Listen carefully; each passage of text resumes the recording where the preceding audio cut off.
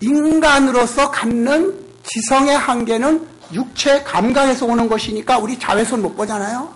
적외선 못 보잖아요. 근데 적외선이 없어요? 있잖아요. 적외선 카메라 보면 다 있잖아요. 그러니까 우리 육체로 볼 수 있는 빛은 몇 미크리온에서 몇 미크리온까지 되니까 적 외에 있는 파장은 못 보고 자 외에 있는 건 못 보는 거예요. 우리가 못 본다고 없어요? 근데 그걸 볼 수 있게 해주마 이런 안경 쓰면 볼 수가 있어. 그래서 적외선 카메라 사는 거 아니잖아요. 말씀도 마찬가지다. 우리가 들을 수 있는 말, 유명한 대통령, 작가, 시인, 내가 읽은 그 많은 책 중에 거기서 얻을 수 없는, 느낄 수 없는 것을 너한테 주마. 무릎 꿇어야죠. 이 세상 책으로는 못 구해요. 이 성서밖에. 솔직한 얘기로 3년 동안 성서 읽으면서 제가 많은 게 달라졌는데 그것은 지성의 눈으로 본 거하고 기도에서 얻는 하나님의 말씀, 영성으로 얻는 거는 하늘과 땅이라는 거예요. 예를 들면 내가 20대 때 쓴 아마 흑서저 바람속에 읽으신 분이 여기 혹시 계시면 거기에 헬프미와 나 살려, 사람 살려라고 하는 구절이 있어요. 그거 20대 때 쓴 거예요. 외국 사람들은 급하면 헬프미 그런다. 프랑스 같은 사람은 에데모아 그런다. 날 도와달라 그런다. 그런데 우리는 살려달라니. 아무리 급해도 그렇지 남의 도움을 받아야지. 살려달라면 나는 아무것도 안 하고 나 그냥 맘 맡기고 나 마음대로 살려달라면 되겠느냐. 아무리 죽을 때라도 노력을 해가지고 나머지 힘을 도와달라고 그래야지. 그게 인간이지. 나 죽었다 살려내라 살려달라 이게 말이 되는 소리냐. 신랄하게 한국 사람 살려라는 것이 얼마나 이게 참 개성도 없고 주체성도 없고 노력도 안 하는 사람들이냐. 우리가 미국 사람들한테 지금 구제 물품 받아 먹는 거 그 살려달라는 거지 도와달라는 거냐 말이야. 다 메꿔 버리고 내 노력 하나도 안 하고 살려달라는 말이 이게 무슨 얘기냐. 죽었다는 얘기냐. 그렇게 분노를 했어요. 20대 때. 동나라 그때는 어린아이들이 깡통 들고 엄마 하고 우는 전쟁 고아의 퓨리차 상탄 그런 사진들. 이북에서 피난 내려오면서 그 낙동강에서 떨어져 죽으면서 살려고 남쪽으로 가려고 그런 사진들이 불행한 사진들이 우리에게 구제 물품을 갖다 주고 먹을 걸 주고 그랬기 때문에 정말 우리는 사람 살려라고 전 세계가 외친 부끄러운 민족이다 이랬어. 요즘 안 그래. 요즘 최근에 와서 강연하는 거 글 쓰는 거는 봐라. 나 도와달라고 하는 사람이 얼마나 뻔뻔한가를 봐라. 저 사람이 날 살려준 사람이요. 그래야 고맙지. 저 사람이 나 도와준 사람이요. 그거 고마워요? 살려달라는 건 내가 절체절명해서 모든 걸 맡기고 구원해달라고 그랬을 때 살려달라고 그러면 살려주고 싶은 생각이 있지만 다 죽어가는 녀석이 도와줘 그러면 아직도 이게 살았다고 큰 소리네. 이거 안 그래요? 그 다음에 보셔. 헬프 미, 나 살려 그러면 나 도와줘 그래. 10사람이 물에 빠지면 전부 헬프 미, 나 살려달라. 괘씸해서 날 살려주죠. 근데 한국 사람은 나 살려 그래요? 사람 살려 그런다 이거예요. 나 살리라고 하는다 그래. 사람을 살리라는 게 이게. 그러면 도와주는 사람도 사람이고 구원을 받는 것도 사람이니까 두 사람 사이에 어떤 지혜가 있는 거예요? 살아있는 것은 죽이는 게 아니라 사람이라는 건 살다에다 암자 붙인 거다. 얼다에서 음자를 붙여서 얼음이 되고 또 무슨 우리나라의 그 명사 만드는 형태는 전부가 동사에다가 음이나 암을 붙여가지고 만드는 거잖아요. 그러니까 살다에서 사람이니까 살아있는 것, 생명체, 그건 존귀한 거다. 당신도 생명체고 나도 생명체고 우리는 생명공동체다. 그러니 죽는 거 못 보는 거야. 포수한테 쫓겨서 헐떡거리는 피 흘리는 사슴이 제 집에 들어오면 그거 잡아먹겠냐? 아니다. 불쌍해서 숨겨주고 포수가 지나갈 때까지 숨겨주지 않냐? 언제 봤냐 그 사슴. 이것이 소위 바이오필리아. 생명이 하늘이 주신 거기 때문에. 생각해보세요. 군목이라도 왜 살아서 꿈틀대는 거 보세요. 얼마나 신비해요. 그게 기적이 아니고 뭐예요? 인간이 그런 생명 만들 수 있어요? 절대 못 만들죠. 하나님만이 만드실 수 있죠.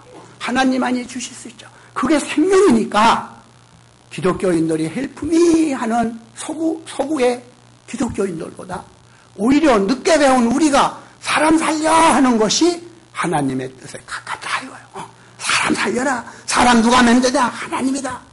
너한테 하나님이 살리라 그런다. 빨리 살려라.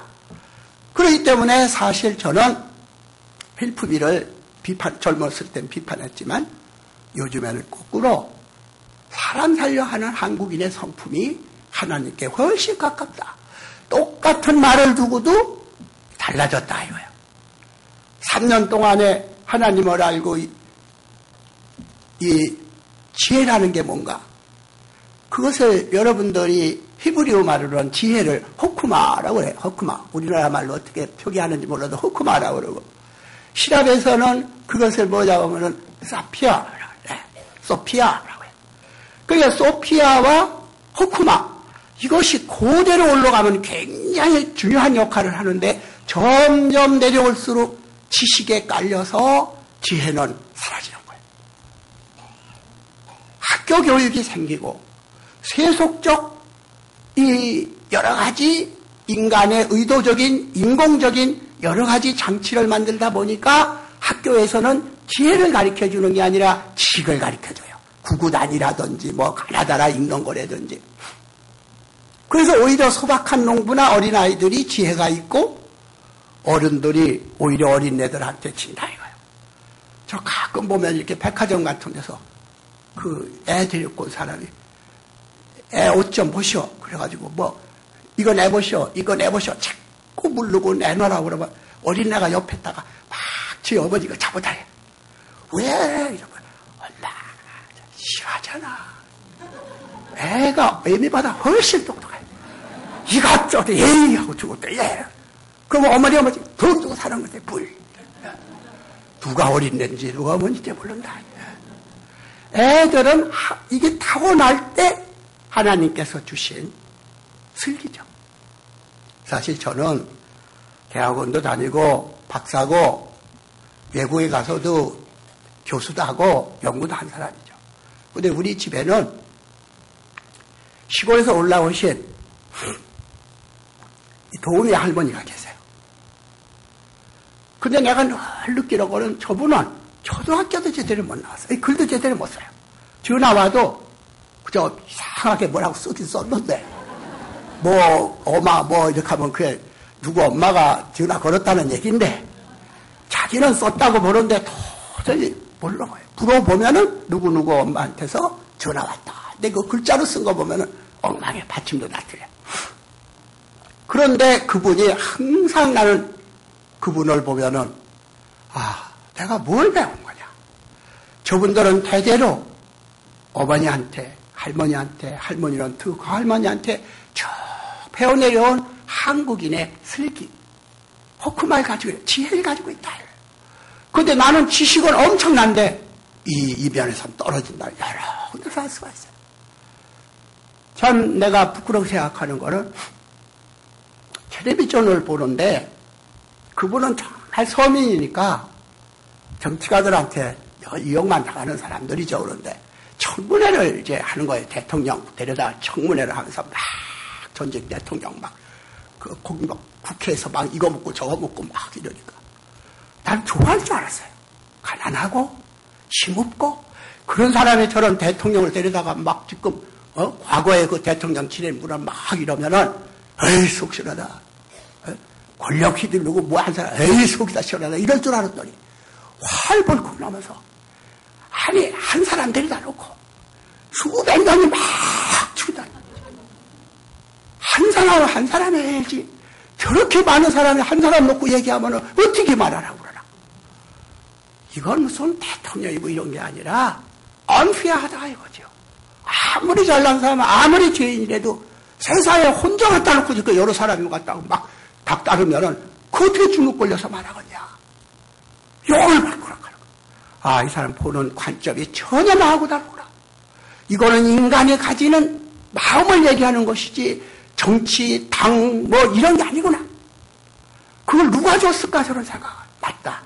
한 사람을 앉혀놓고 수십 명, 수백 명이 삿대질하고 얘기하면